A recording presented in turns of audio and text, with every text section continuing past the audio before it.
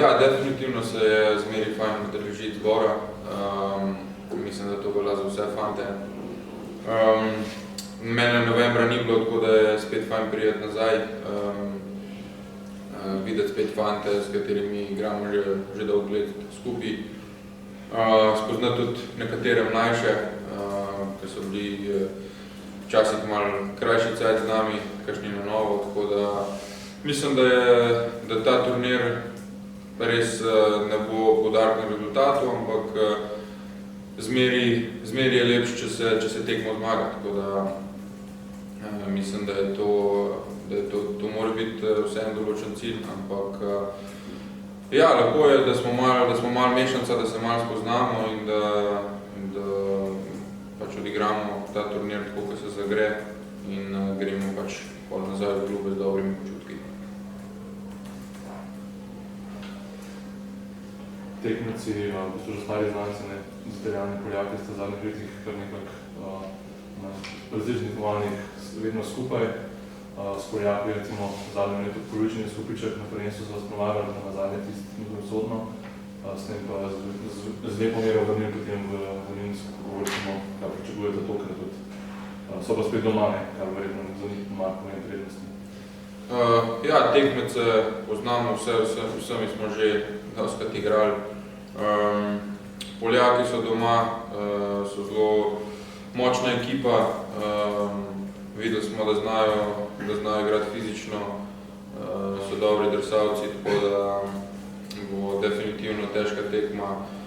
Isto pa velja za Italijani in za Ukrajince. Vsaka reprezentanca igra svoj stil, ampak mislim, da je tle bolj poudarek na naši igri in na igri, za katero se bomo pred tekmami oziroma turnirjem zmenili.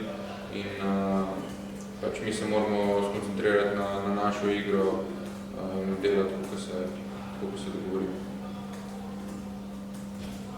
Jan, spomnili so pa lepe verjetno na Katovice, kjer je na to, da ste bili najboljši igralec na tega danega turnirja, kjer ste spet prišli v Agrupo.